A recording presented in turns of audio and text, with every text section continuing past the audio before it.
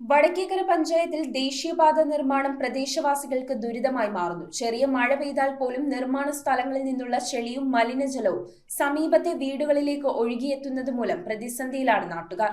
മഴക്കാലം ശക്തമാകുന്നതിന് മുൻപ് പ്രശ്നത്തിന് സ്ഥിര പരിഹാരം കാണണമെന്നാണ് ഇവരുടെ ആവശ്യം. വടക്കേക്കര പഞ്ചായത്തിലെ 4ഓളം വീടുകൾക്ക് ദുരിതമായി മാറുകയാണ് ദേശീയപാത നിർമ്മാണം. ചെറിയൊരു മഴ പെയ്താൽ പോലും നിർമ്മാണ സ്ഥലത്തു നിന്നുള്ള ചെളിയും മലിനജലവും കെട്ടിക്കിടക്കുന്നതുകൊണ്ട് ഏറെ പൊറുതിമുട്ടിലായിരിക്കുകയാണ് ഇവിടുത്തെ പ്രദേശവാസികൾ. മഴ പെയ്തു കഴിഞ്ഞാൽ വീടിനു പുറത്തേക്ക് ഇറങ്ങുവാൻ പോലും അവർക്ക് സാധിക്കില്ല. ഇതിൽ അടച്ചുറപ്പുള്ള വീട് പോലും ഇല്ലാതെ വർഷങ്ങളായി ഓടിനു മുകളിൽ ടാർപോൾ ഷീറ്റ് വലിച്ചുകെട്ടി താൽക്കാലിക ഷെഡിൽ താമസിക്കുന്ന കൂലിപ്പണിക്കാരനായ ഡിക്സന്റെയും കുടുംബത്തിന്റെയും അവസ്ഥ ഏറെ ദുസ്സഹമാണ്. ബാക്കിയുള്ള വീടുകളിൽ മുറ്റത്താണ് ചെളിവെള്ളം കെട്ടിക്കിടക്കുന്നതെങ്കിൽ ഡിക്സന്റെ ഷെഡിനുള്ളിലേക്കാണ് മഴവെള്ളവും ചെളിയും വന്നുകയറുന്നത്. ഇതവരെ ഏറെ ദുരിതത്തിലാക്കുന്നു. മഴക്കാലം ശക്തമാകുന്നതിനു മുൻപ് പ്രശ്നത്തിന് സ്ഥിരപരിഹാരം കാണണമെന്നും ചെളിവെള്ളം വീടുകളിലേക്ക് ഒഴുകുന്നത് തടയാൻ അടിയന്തര നടപടി വേണമെന്നും നാട്ടുകാർ ആവശ്യപ്പെടുന്നു. ഞങ്ങളുടെ മക്കൾക്കാണെങ്കിൽ സ്കൂളിൽ പോകാൻ ഒരു വഴിയുമില്ല.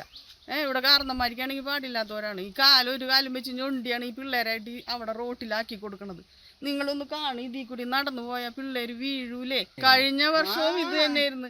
പിള്ളേരുടെ ബാഗും തൂക്കി കയ്യിൽ ചെരുപ്പും പിടിച്ച് അവിടെ പോകും. എന്നിട്ട് അപ്പുറത്തെ വീട്ടിൽ ചെന്ന് കാല് കഴുകിയിട്ടാണ് ചെരുപ്പിട്ട് കൊടുക്കണത്. അവര് പറഞ്ഞു അത് ശരിയാക്കാന്ന് പറയും. എന്ത് ശരിയാക്കും? അവരുടെ അടുക്കളയിലും പെരക്കാത്തൊക്കെ വെള്ളമല്ലേ, ചെളി വെള്ളമല്ല, ഇതുപോലത്തെ ചെളിയാണ് യേശുവിന്റെ വീട്ടില്. ഞങ്ങള് പലരുടെ ഞങ്ങളുടെ അമ്മയും അപ്പനും ഒക്കെ മരിക്കണേക്കുമ്പോ ഓരോ സ്ഥലത്തും പഞ്ചായത്തിലൊക്കെ പോയി നടന്ന് അവസാനം വന്നപ്പോ ഇപ്പൊ ഒന്നുമില്ലാത്ത അവസ്ഥ. ഞങ്ങളുടെ കിടക്കുന്ന ലിസ്റ്റിൽ 415, ഇവരുടെ ഇപ്പാവ് അമ്മ മരിച്ചും പോയി. News bureau, Paravur. അതെ മാമേ, നമ്മുടെ ആൻസി കൊച്ചിന്റെ കല്യാണമായിട്ട് വന്നാണ്. സ്വർണ്ണം എടുത്തിട്ടില്ലെങ്കിൽ നമ്മുടെ കൊച്ചന്റെ കടയിൽ നിന്ന് സ്വർണ്ണം എടുത്തൂടെ? ഏത് കൊച്ചന്റെ ആടാ? നോക്ക്, സ്വർണ്ണം എടുക്കാൻ പോയില്ലേ ആ കട?